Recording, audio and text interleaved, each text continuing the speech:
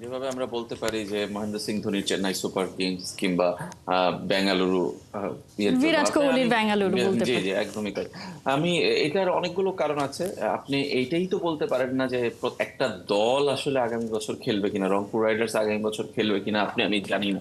মানে সেই point of view থেকে আমার কাছে মনে হয় যে রংপুর রাইডার্স যেমন আগামী বছর খেলবে কিনা আমরা জানি না, কিংবা ফরচুন বরিশাল আগামী বছর খেলবে কিনা আমরা জানি না।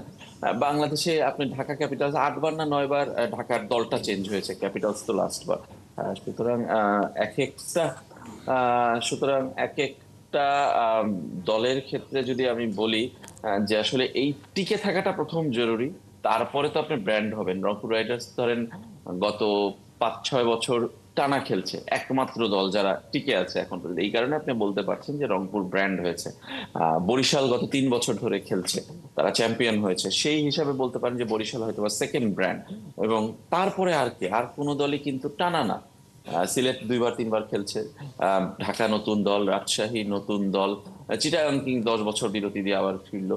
সুতরাং একটা ব্র্যান্ড হতে হলে তো আপনাকে আগে টিকে থাকতে হবে, সেই জায়গাটাতেই তো আসলে প্রথম ঘাটতি। আর রংপুরের এই উচ্ছ্বাস দেখে কি আপনার মনে হয় না যে রংপুরেরও একটা ঘাটতি আছে?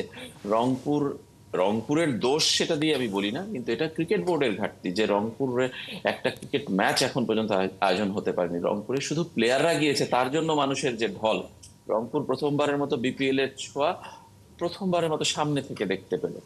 আর যদি আপনি অন্য কথায় বলেন যে রাজশাহী যত খারাপ দলই হোক, রাজশাহী তো রেডি বিপিএল আয়োজন করার জন্য। সেই জায়গাটায় কি আপনার রাজশাহীর ম্যাচ আয়োজনের একটা অধিকার রাখে না?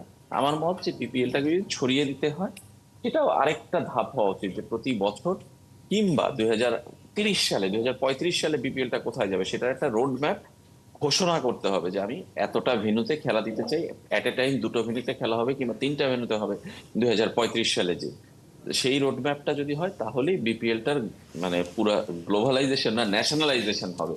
এখন তো শুধু ঢাকা চিটাগাং সিলেটে সীমাবদ্ধ।